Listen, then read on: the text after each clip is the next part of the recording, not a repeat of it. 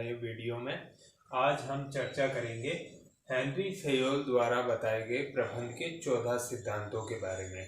तो इनको one by one, जैसा कि मैंने आपको पहला PDF भेजी और उसमें इन सभी सिद्धांतों का जिक्र है और उसके ऊपर व्याख्यात्मक टिप्पणियां भी मैंने अंकित की है। आज हम इनको शॉर्ट में समझने की कोशिश करते हैं कि हेनरी फेयोल ने ये जो 14 सिद्धांत दिए हैं ये कौन कौन से हैं। एक बात मैं फिर बता दूं, हेनरी फेयोल ने खुद ने कहा है कि ये सिद्धांत अनंतिम है, अंतिम नहीं है। यानी ये सिद्धांत कम या ज़्यादा भी परिस्थितियों के आधार पर किए जा सकते हैं। दूसरी महत्वपूर्ण बात है कि ये केवल मार्गदर्शक है, यानी प्रबंधकों को ये बताते हैं कि विशेष परिस्थिति में उनको कैसे कार्य करना चाहिए। ये स्वयं कोई कार्य नहीं करते हैं। तो आइए देखते हैं। सबसे पहला सिद्धांत है कार्य विभाजन का। कार्य विभाजन का सिद्धांत जो है वो ये कहता है कि कार्य का विभाजन जो है कर्मचारियों के बीच में वो विशिष्टीकरण के आधार पर होना चाहिए।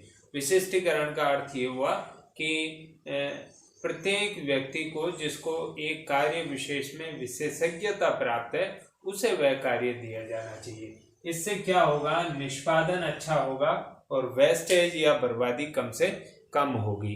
तो इस प्रकार से यह एक महत्वपूर्ण सिद्धांत है विशिष्टीकरण का।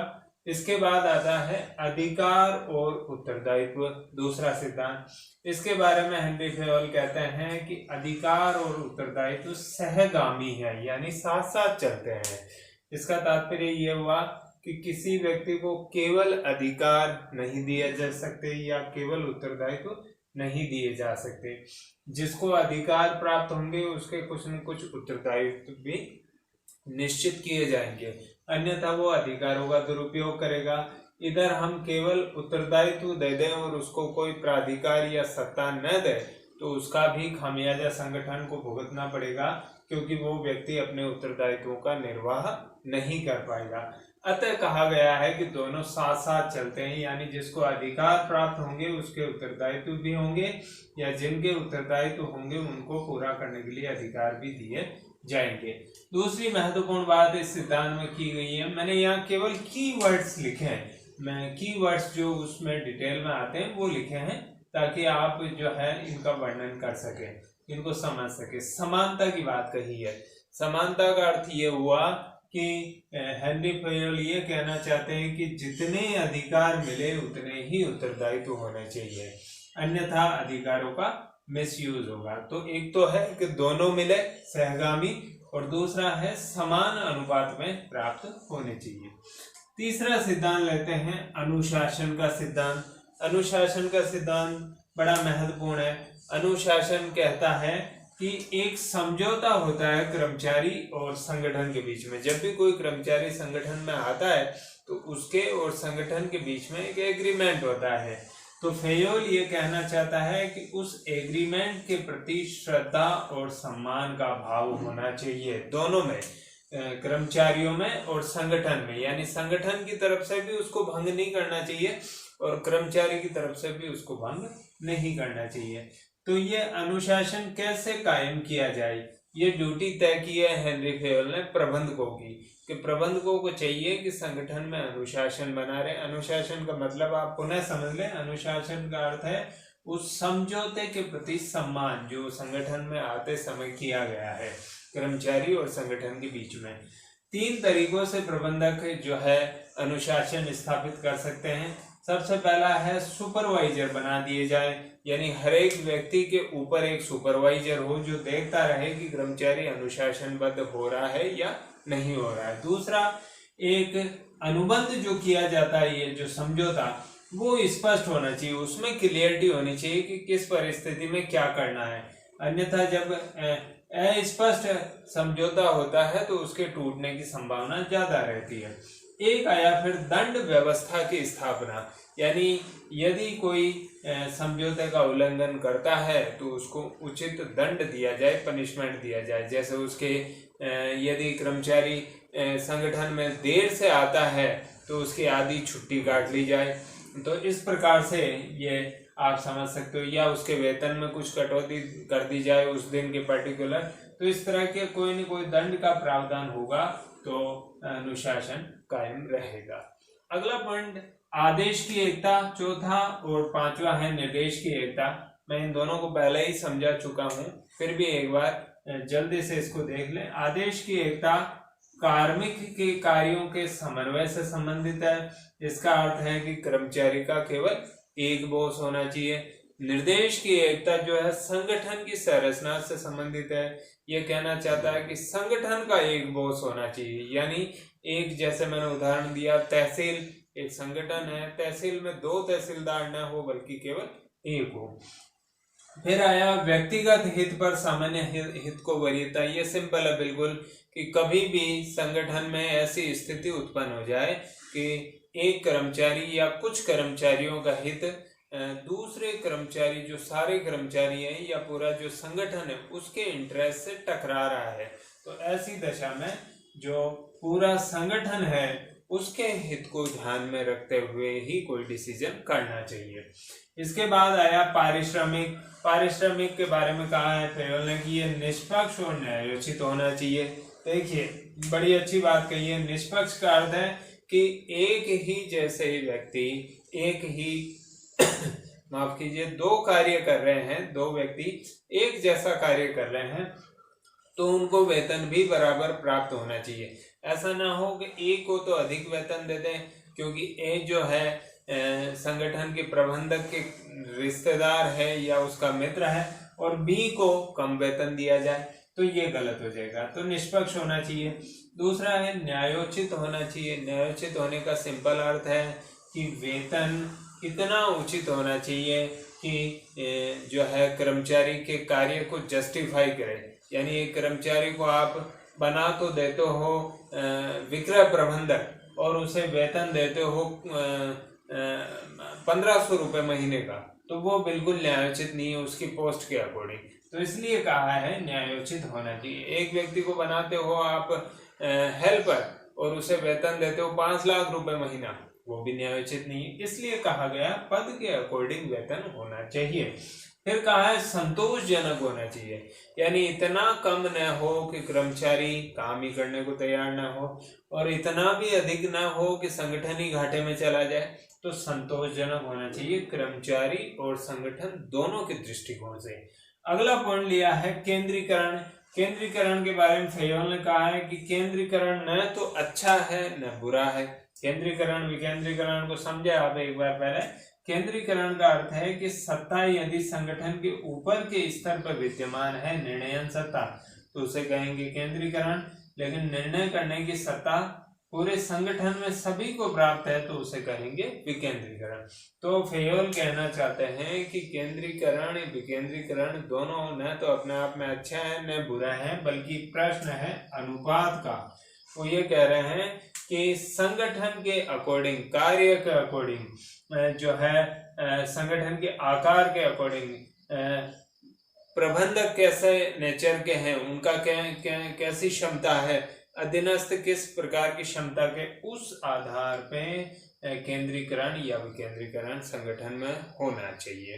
केवल केंद्रीकरण भी बुरा है, केवल विकेंद्रीकरण भी बुरा है, दोनों एक उचित रेशो में होने चाहिए। वो डिपेंड करता है संगठन के आकार पे, उसके कार्य पे, उनके आपसी संबंधों पे इत्यादि पे। फिर आया सोपान श्रृंखला। सोपान श्रृंखला को पद सोपान कहा है अधिकतर लेखकों ने, पर हेनरी फेयोल ने इसको श्रेणीबद्ध श्रृंखला, स्केलर चेन या सोपान श्रृंखला कहा है। सोपान श्रृंखला या आप इधर देख सकते हैं कि ये ऊपर से नीचे तक अधिकारियों की चेन है। यानी जैसे बी है तो बी का अधिकारी ए रहेगा, डी का अधिकारी बी रहेगा, एफ का अधिकारी डी रहेगा। इस प्रकार ये चेन ऑफ सुपरवाइजर्स है, जैसा हेनरी फेयोल ने कहा है, ऊपर से नीचे तक अधिकारी अधीनस्थ संबंधों का निर्माण करती है।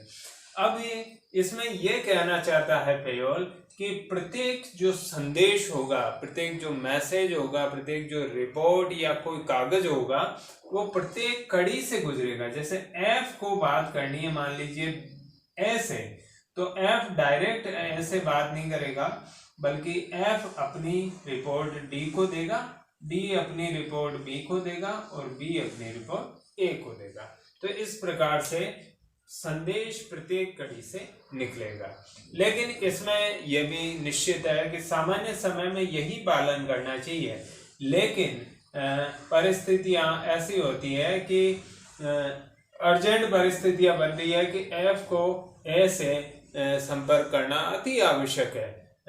तो ऐसी दशा में, जैसे सेना की बात करें हम, सेना में एफ जो कि बिल्कुल फ्रंट बॉर्डर पर तैनात है, उसको पता चला शत्रु की किसी गतिविधि का कि शीघ्र ही शत्रु हमला कर सकता है हमारी पोस्ट पे, तो एफ डी से संपर्क करने की कोशिश करता है लेकिन नहीं हो पाता है। अब बी से संपर्क करे, फिर बी ए को कहे, तब तक हो सकता है हमला हो जाए। इसलिए ऐसी परिस्थिति में एफ चाहे तो सीधा ए से संपर्क कर सकता है। इसको कहा है गैंगप्लांक, यानी विलंब से बचाने के लिए मैं इसको एक और नाम दिया है कुछ लेखकों ने, स्तर छलांग, लेवल जंप। तो एफ सीधा लेवल जंप कर देता ए तक या बी तक। ऐसे ही गैंगप्लांक एक और हो सकता है कि जैसे मान लीजिए डी को संपर्क करना है ई से, डी को संपर्क करना है ई से, तो चैनल तो ये रहेगा डी बी को कहे, बी ए से, फिर ए सी को और सी ई को। इसके स्थान पे ये भी हो सकता है कि दोनों आपस में सीधा संपर्क कर ले। लेकिन इसमें एक व्यवस्था दी है हेनरी फेयोल ने कि जो निकटतम अधिकारी है, इसका बी और इसका सी, इनको आपत्ति नहीं होनी चाहिए और इन दोनों के बीच में क्या वार्तालाप या पत्राचार हुआ है उससे बी और सी को अवगत करवा देना चाहिए बाद में। तो ये गैंगप्लांक जो विलंब की व्यवस्था, विलंब से बचने की एक व्यवस्था है। इसके बाद आया व्यवस्था का सिद्धांत। व्यवस्था का सिद्धांत सिंपल है, निर्धारित स्थान, अंग्रेजी में इसको ऑर्डर कहा गया है। ऑर्डर का अर्थ है कि संगठन में प्रत्येक व्यक्ति और प्रत्येक वस्तु की एक निर्धारित जगह होनी चाहिए और वो वहीं पे मिलना चाहिए। इससे क्या होगा, इससे बर्बादी पर रोक लगेगी, समय की बर्बादी, संसाधनों की बर्बादी पर रोक लगेगी। उसके बाद आया समता का सिद्धांत। समता का सिद्धांत कुछ हद तक पारिश्रमिक के सिद्धांत से मिलता जुलता है। इसमें यह कहना चाहता है कि कर्मचारियों और अधिकारियों यानी प्रबंधक और श्रमिकों के बीच में अच्छे, दयालुतापूर्ण और न्यायपूर्ण संबंध होने चाहिए। समता का सिद्धांत दूसरी दृष्टि से यह कहना चाहता है कि एक प्रबंधक के नीचे, जैसे ए के नीचे इतने व्यक्ति काम कर रहे हैं, तो उसका सभी के साथ न्यायपूर्ण और दयालुतापूर्ण संबंध होना चाहिए, समान संबंध होना चाहिए, सबसे बढ़िया चीज है। ऐसा ना हो कि ए जो है बी को तो ज्यादा लगाव रखे बी के प्रति और सी को जो है इग्नोर करे, जबकि दोनों समान पोस्ट पे कार्य कर रहे हैं, ये नहीं होना चाहिए। इसके उपरांत अगला आया है कर्मचारियों के कार्यकाल में स्थायित्व। ये भी बड़ा है, महत्वपूर्ण है कि कर्मचारी, एक व्यक्ति को आपने लगाया एक विभाग की एक इकाई में, जैसे मान लीजिए एक कारखाना है, कारखाने में जो है परिवहन विभाग है, परिवहन में आपने एक व्यक्ति को लगाया, वो वहां लगा, पहली बार लगा, उसने काम सीखा, जो ही वो काम पे थोड़ी सी उसकी पकड़ हुई, आपने उसका ट्रांसफर कर दिया विक्रय विभाग में।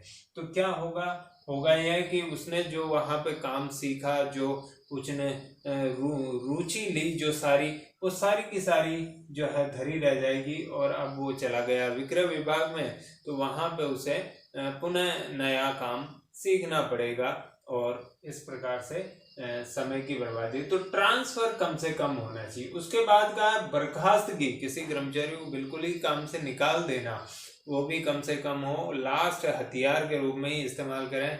ऐसा ना हो कि 10 रुपए का केवल नुकसान किया उसने आज दिन भर में और आपने शाम को उसकी छुट्टी कर दी, निकाल दिया उसको, तो इस प्रकार से आपको नया कर्मचारी लाने में दिक्कत होगी। तो यह है कर्मचारियों के कार्यकाल में स्थायित्व। फिर है पहलपन। पहलपन का क्या अर्थ होता है? पहलपन, इनिशिएटिव कहते हैं अंग्रेजी में, सोचने और करने की शक्ति प्रदान करना, यानी कर्मचारियों को क्या करना है, उसको किस ढंग से करना है, ये सोचने की उन्हीं को जो है छूट दे दी जाए कई परिस्थितियों में कि भाई आप आपके हिसाब से सोच के करो। देखें, तो उससे क्या होगा कि उसको योजना बनाने का अवसर प्राप्त होगा। उसमें जो है जो एक स्किल छिपी हुई है उसमें कि वो एक अच्छा प्लान बना सकता है, वो जो है खुलकर सामने आएगा। दूसरा है करने की शक्ति देना, यानी आपने उसको प्लान बता दिया कि ये इस तरह से करना है, अब आप कैसे करोगे ये आप देख लो, मोटी मोटी रूपरेखा आप बता दी। तो इससे कर्मचारी उस काम के प्रति जुड़ जाएगा मन से, उसको लगेगा जैसे ये मेरा ही काम है और वो प्रेरित होगा। तो प्रेरण में उपयोगी है। लास्ट एंड फाइनल सिद्धांत आता है सहयोग की भावना, एस्पिरिट डी कॉर्प्स फ्रेंच भाषा में इसको कहा गया है। ये सबसे बड़ी ताकत बताई है फेयल ने एक संगठन की, और इसके लिए उसने ये कहा है कि सहयोग की भावना कर्मचारियों में यदि यूनिटी और सहयोग है तो वो बहुत बड़ी ताकत है, और इसको पैदा करने की जिम्मेदारी फिर एक बार प्रबंधकों की है। जैसे अनुशासन की जिम्मेदारी उन्हीं की थी, तो ये फिर के कर्मचारियों में आपस में महत्वपूर्ण सहयोग रहे, ये जो है प्रबंधकों की जिम्मेदारी है कि वह सहयोग का वातावरण बनाए। और प्रबंधकों को एक और चेतावनी दी है फेयल ने यहाँ पे कि उनको बांटो और राज करो, यानी डिवाइड एंड रूल की जो पॉलिसी है कर्मचारियों को टुकड़े टुकड़े कर देने की, उससे दूर रहना चाहिए, बच के रहना चाहिए। तो इस प्रकार ये 14 सिद्धांत हमने देखे। ये निबंधात्मक प्रश्न बनता है और इसको अच्छे से आप तैयार करें, मैंने PDF भेज रखा है, और ये निश्चित रूप से एक महत्वपूर्ण प्रश्न है। उम्मीद करता हूँ आपको अच्छे से समझ में आया होगा। धन्यवाद।